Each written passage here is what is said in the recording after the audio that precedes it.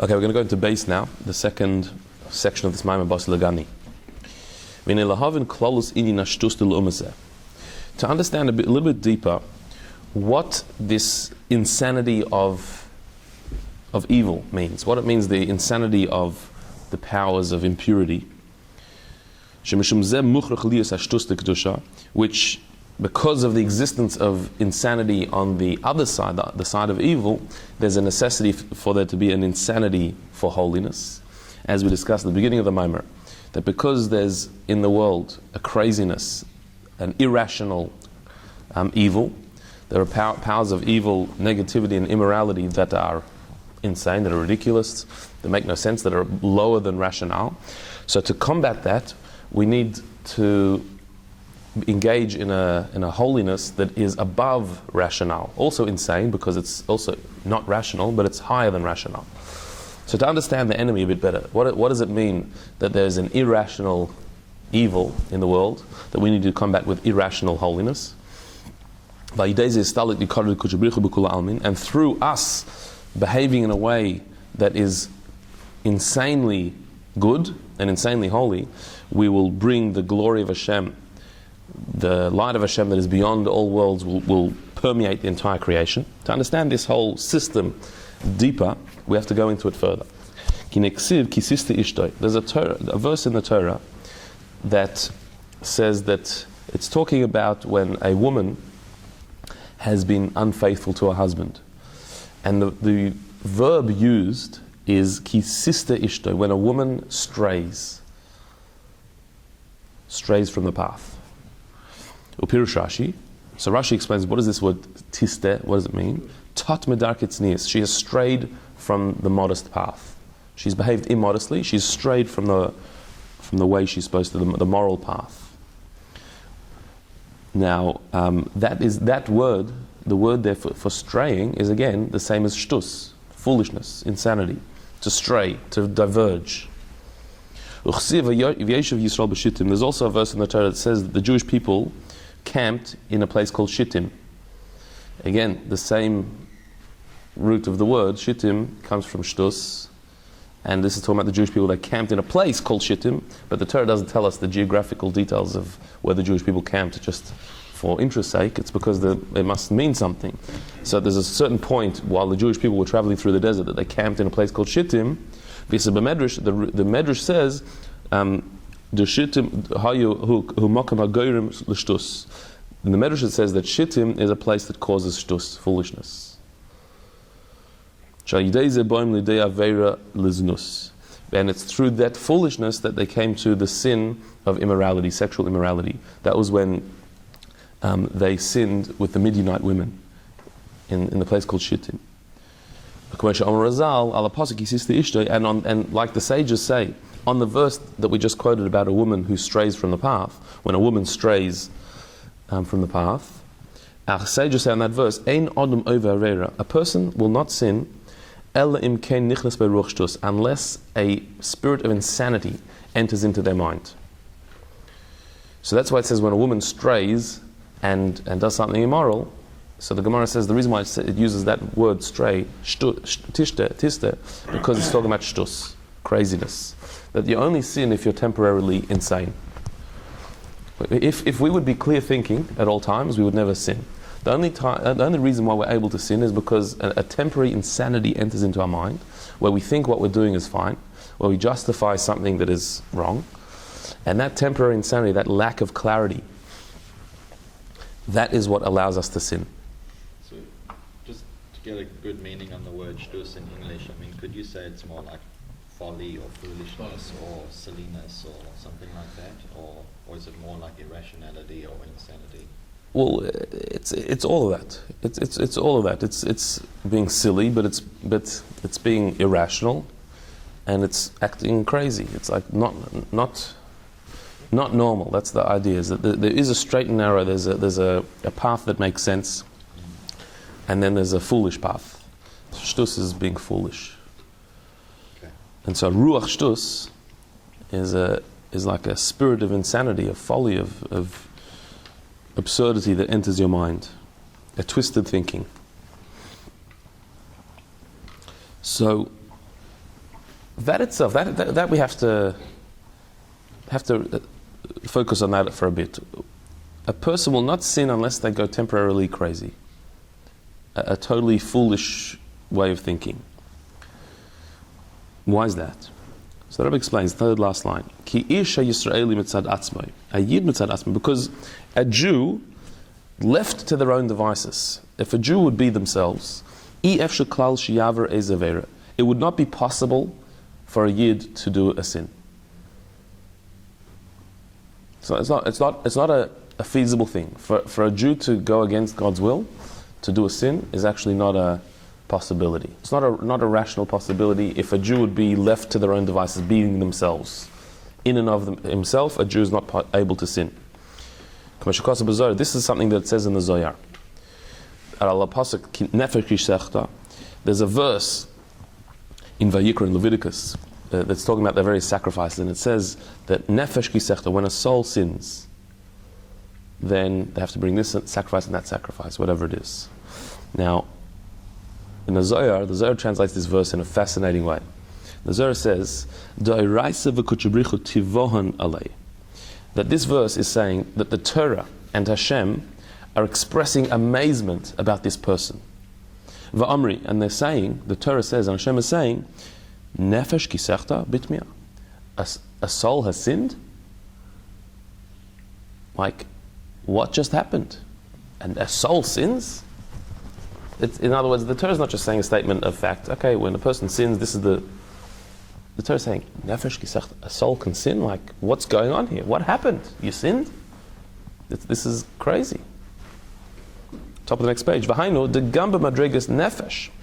What that means is, even the level of nefesh of the soul, she'ein ze etzem neshama. We're not talking about the deepest depth of the soul, the essence of the soul here. And of the 5 names that the soul is called, the lowest name, the lowest level of the soul is nefesh. Right? The Medrash says that there are 5 names the soul is given: nefesh, ruach, neshama, chaya, yechida. Which in Chassidus explains these are not just 5 names, but these are 5 levels of the soul. That nefesh is the level of the soul that enlivens our physical body, which is the lowest level of the soul. Then ruach enlivens our emotions, neshama our intellect, chaya is our drive, our ratzon, and yechida is the essence of the soul. And so the 5 names are in ascending order. The lowest one is nefesh, the lowest, basest, most physical part of the soul, or at least the one most connected to physical, is the nefesh. This verse says nefesh kisechta, when a soul, nefesh, soul does a sin. And on this, Hashem says, is that possible? Could a nefesh do a sin? Even the level of nefesh, the lowest level of the soul, even that level, for that level to be involved in sin, makes no sense.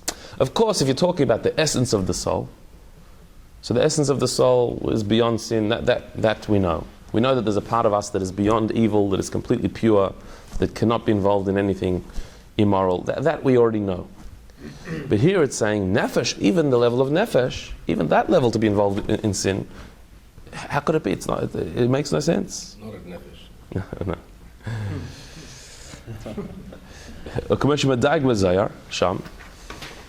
As the Zohar there says, the inyan hachet shaykh b'nefesh dafka. That it's only to say somebody has sinned, it could only be the external level of their soul that has done that sin. Because on the level of neshama, even the level of ruach, it's not possible to sin. It actually never happens. That level of our soul is never involved in anything immoral.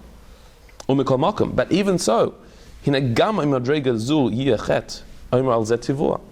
if the level of nefesh does sin, even on that, Hashem and the Torah is amazed. How's that? Even that possible for the level of nefesh to sin? Doesn't the nefesh have to sin because it's connected with the body? It's sort of tied in. If the body. That's why it's possible for a nefesh to sin, because the level of nefesh is intertwined with the physical body, and the physical body can stray. But that's why it's possible. But even on that, the Torah says, but still, for a nefesh to sin, what is nefesh? Nefesh is divine. So how is it even possible for that level to sin?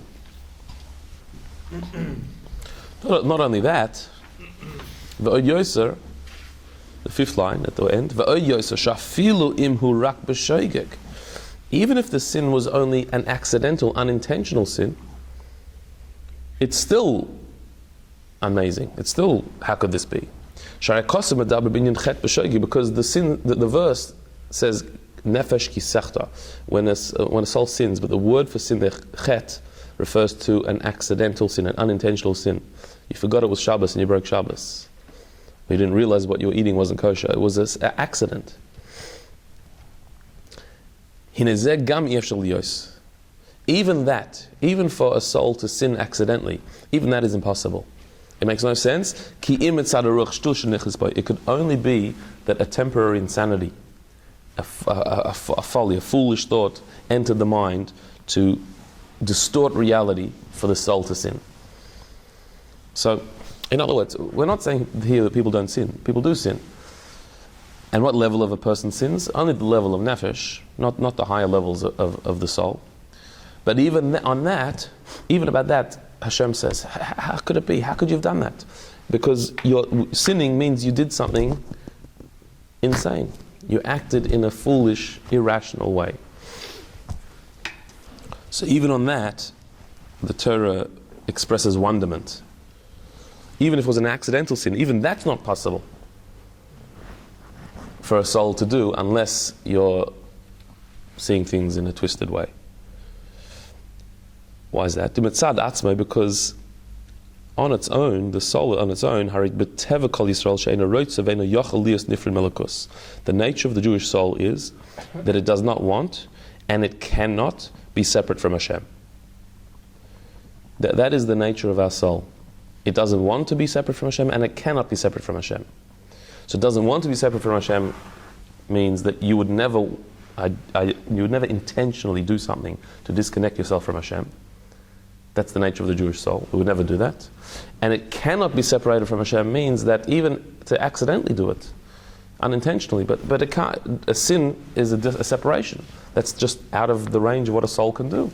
A soul can't do that, such a thing. So then how is it that we do sin? If the Jewish soul doesn't want to sin and cannot sin, but we do, so what's the explanation? It's because there's a foolishness that enters our head that covers over the truth. And you think that even when you do a sin, you're still just as Jewish, you're still just as connected, you're unaffected by that. That allows us to do a sin. Meaning, if we would see things for what they are, and that is that our soul is connected to Hashem and never would willingly disconnect from Hashem. And when you do a sin, that is disconnecting you from Hashem. That's exactly what it's doing. You're doing an act that is contrary to Hashem's will. It's what He's told you not to do, and that weakens your bond with Him. If you would be aware of that at every moment, it would not be possible for you to sin. Just like a healthy person would not do something to harm themselves, so too a healthy soul would never do something to endanger their relationship with Hashem. You just wouldn't do it. So how can we do it? Only because we get a twisted view of things and we think that what we're doing is not going to disconnect us from Hashem. If we would see it clearly, we never would do it. So all the complicated justifications that we have in our mind that allow us to do the wrong thing, that's all really called the ruach shtus. That's just foolishness and insanity. It's seeing things not for what they are.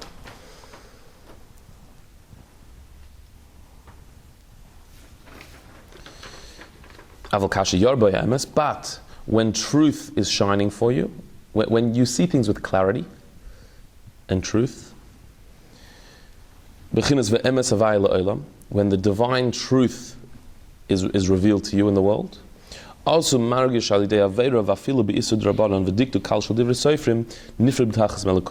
then you can feel, you sense that through sinning, even if all you're doing is a rabbinical law you're breaking, not a Torah law, a rabbinical law, or just some little detail in a halacha that the rabbis once said, that's all you're doing wrong. But when you have clarity, then you realize and you feel that by transgressing, you separate yourself from godliness. You're completely isolating yourself from Hashem by doing that sin.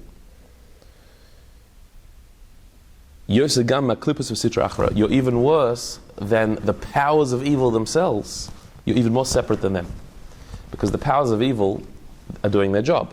Their job is to be powers of evil and to tempt people and to try and lead us astray. That's their job. They're doing what Hashem asked them to do. When you sin, even if it's a small little sin, even if it's something, a rabbinical law that you're not keeping properly, you're not doing what you're supposed to be doing. So much more separate than the powers of evil is a person who's doing a sin. When we have things clear, when we see reality for what it is, we feel this, and we can't possibly sin. This is something that we're about to quote from Tanya. Tanya speaks about this at length. That really this meditation would have the power to stop us from doing the wrong thing.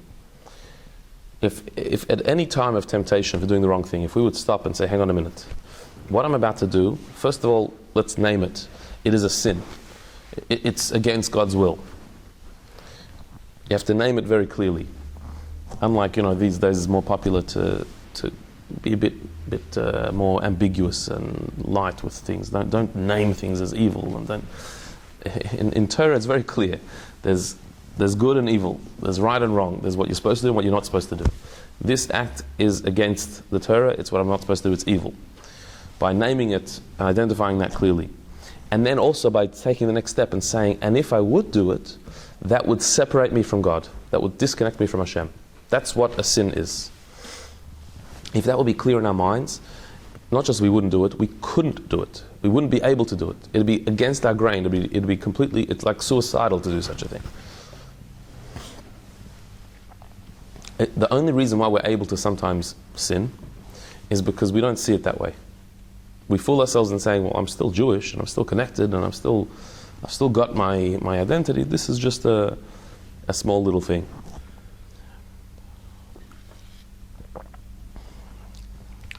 Which that is the ruach shtus. That's foolishness. That's temporary craziness. This is exactly what the Alter Rebbe writes in Tanya. That when a person transgresses Hashem's will, you're then worse than a non-kosher animal.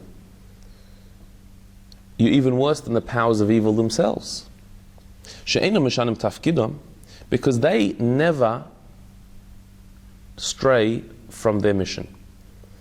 Animals do exactly what they're told, exactly as they're programmed to do, exactly what their instincts demand of them. Even the powers of evil, even the Yetzer Hara himself, never doesn't do his job. Yeah? So says the Alter Rebbe in Tanya that when you do a sin, you're worse than the Yetzer Hara, and he says you're also worse than the Balei Chaim HaTmeim, non-kosher animals, because non-kosher animals never do something evil.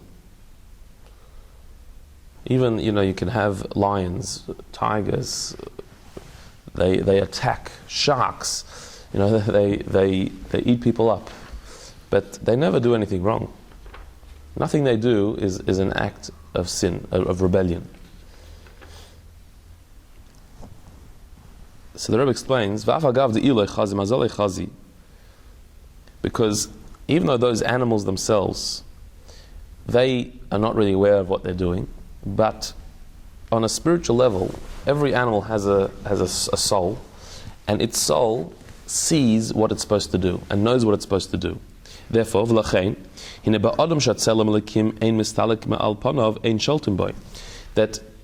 it says in Kabbalah and Chassidus that a person whose divine image is intact, a wild animal can't touch you.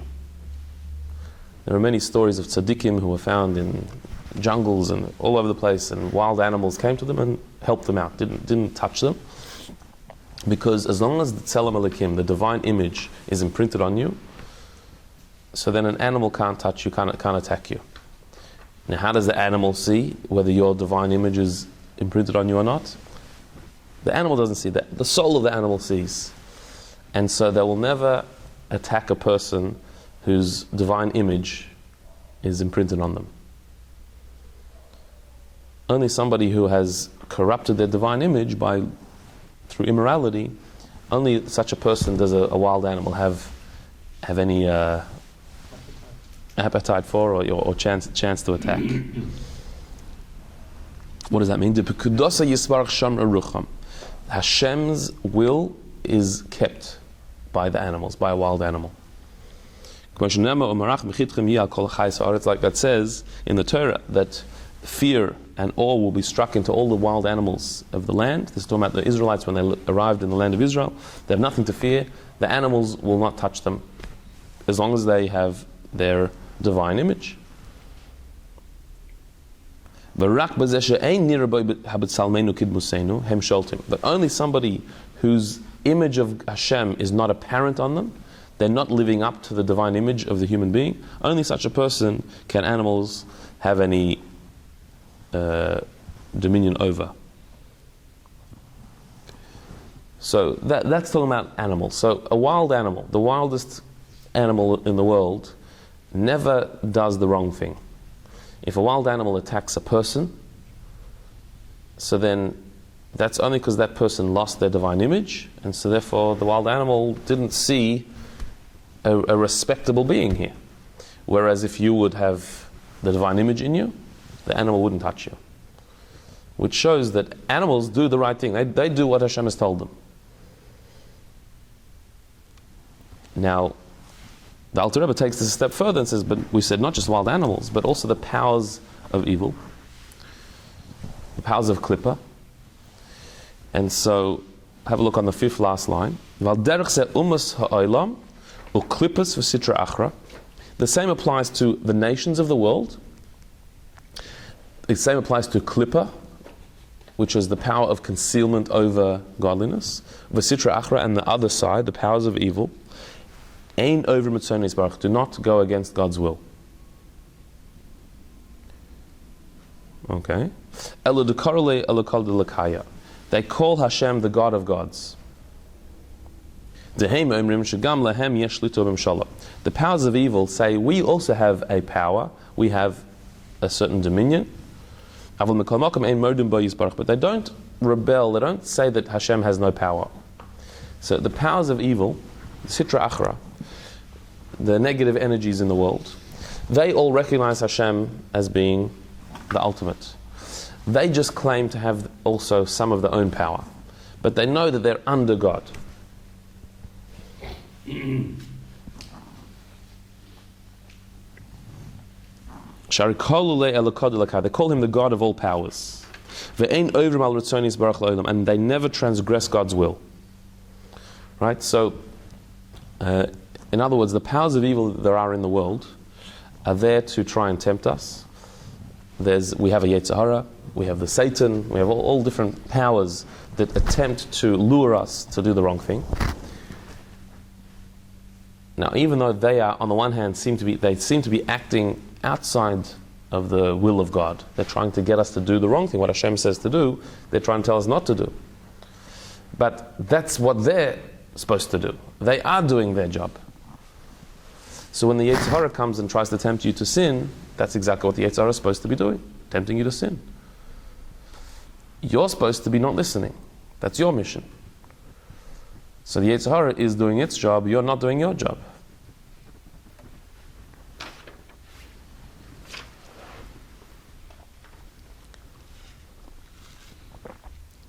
So a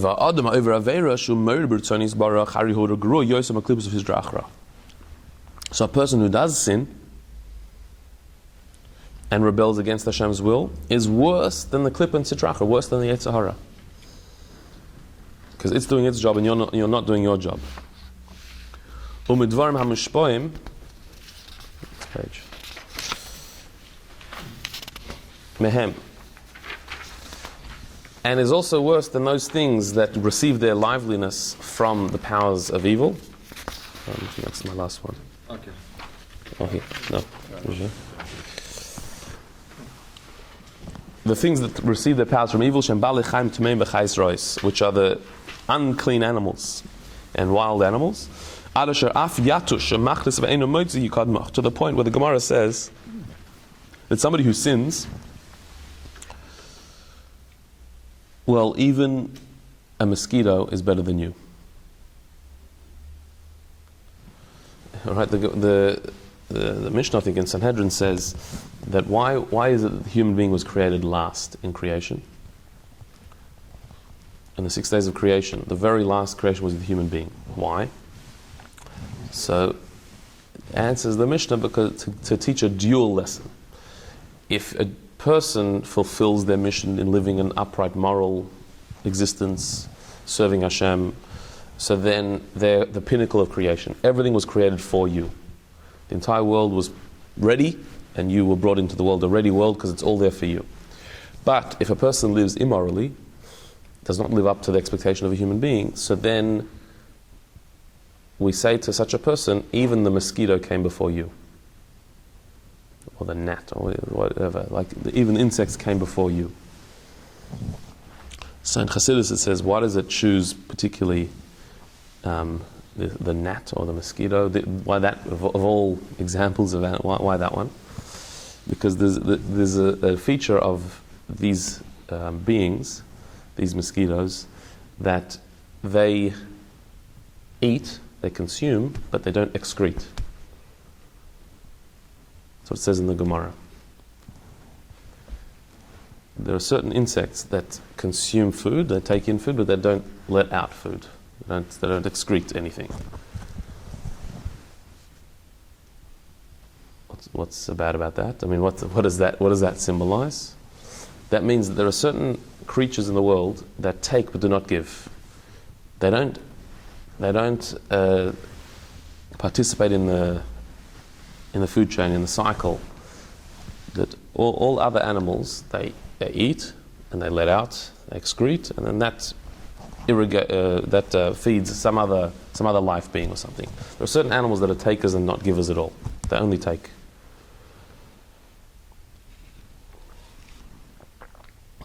And so that represents a certain level of klippa. That's what klippa is. Klippa is that the powers of evil take and do not give.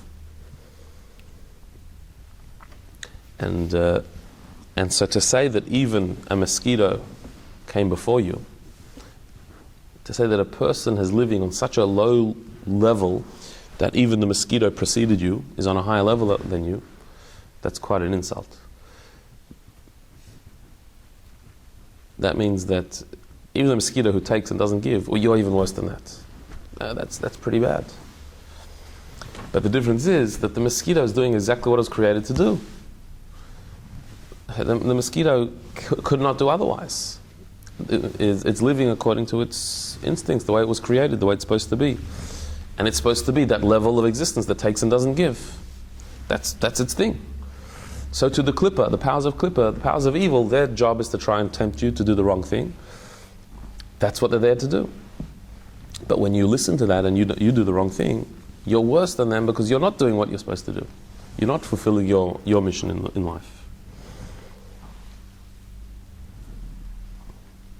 So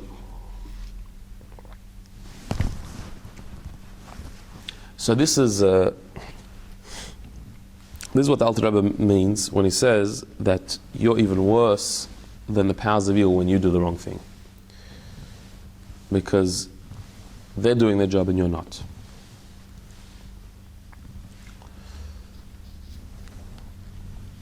Okay, let's go into Gimel. Now, this idea doesn't seem at first glance to make sense. We said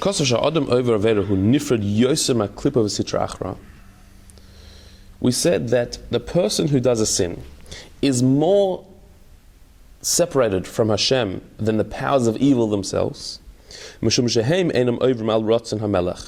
they do not go against God's will. Even the powers of evil never go against God's will. They call Hashem the God of gods. They recognize the powers of evil. They believe that they themselves have power, but they say, but God is above us. Hashem is the ultimate power. We're just little powers. Well, hang on a minute. Calling Hashem the God of gods, that's idolatry.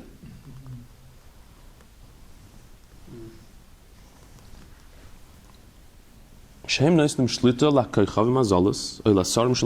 they are giving a power to the astrological signs, or to heavenly bodies, or to the angels above. Surely that is a transgression of the divine will by recognizing any power outside of Hashem. So why do we say that a person who sins is worse than these powers? These powers of evil are giving themselves recognition. They're saying, yeah, Hashem is the big boss, but we're also an entity. That's idolatry. To say that there's any power outside of Hashem is idolatry. So how can we say that they never sin? That's a sin. Idolatry is a sin.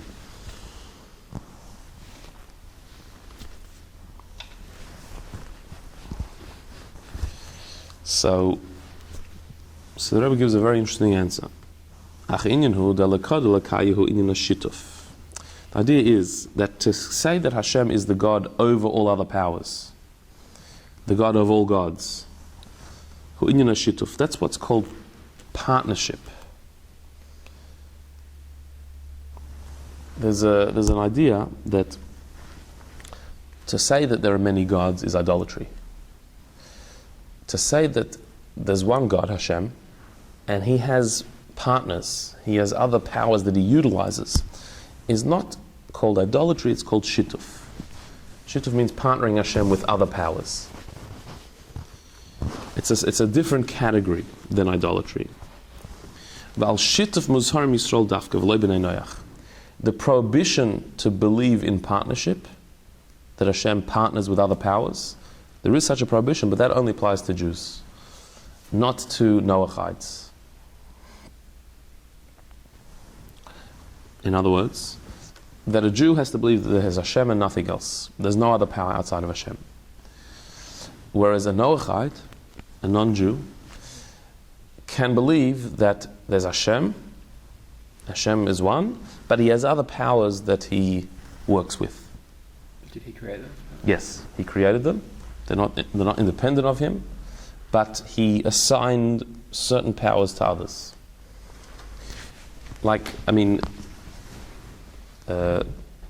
Classic astrology is that Hashem is the one, He's the power, but He assigned the stars certain influence on the world.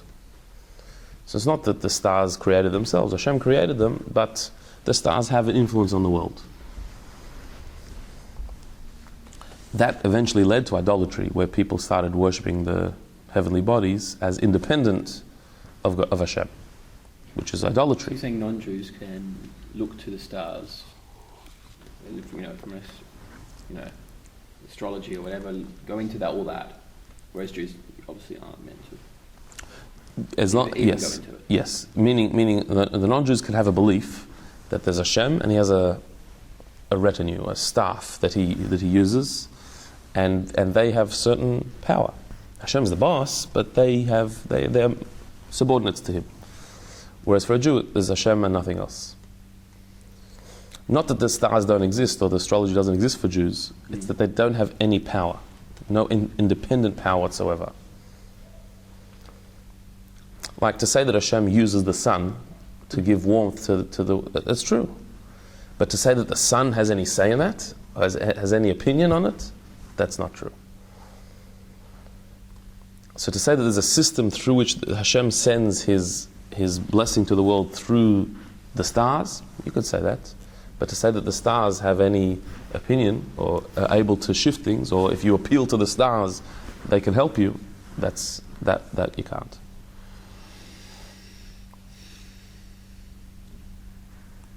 for a Jew. For a non-Jew to believe that they have some influence, that's called shittuf. That's not idolatry.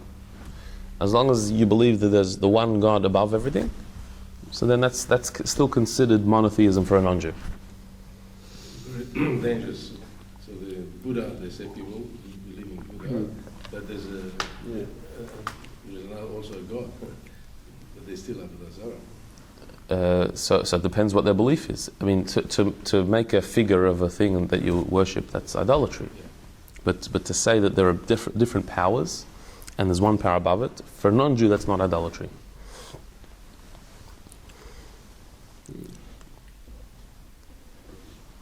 So how do we indeed know that? Where does this idea come from?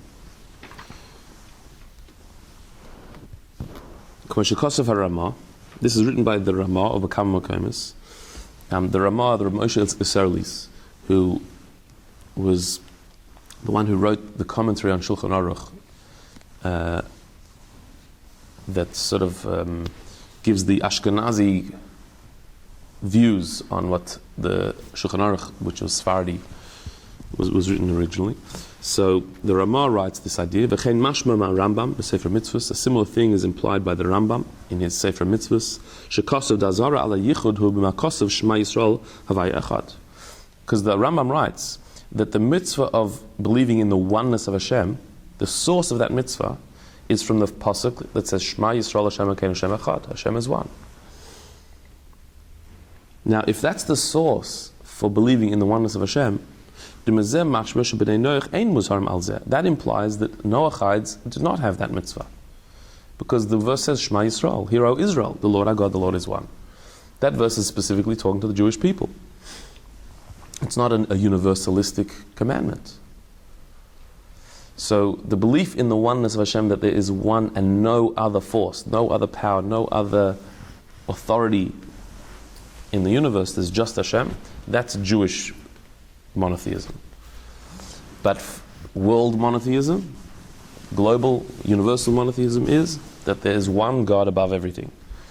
Does he have partners? Okay, if you want to believe that, you could believe that. That's all right.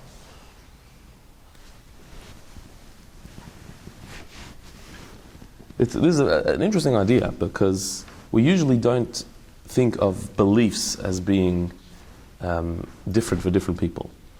Like, you would usually think that believing in something means believing in what really is. That what's the truth? Is there one God, or is there one God with other powers? What's the fact? What's the truth? Surely the truth and the fact is not different for different people. Yet here it says that no, for Jewish people you have to believe there's one God, He's the ultimate power, and there's no other power outside of Him. If you're not Jewish, you can believe that there's one God who employs other powers that He works through.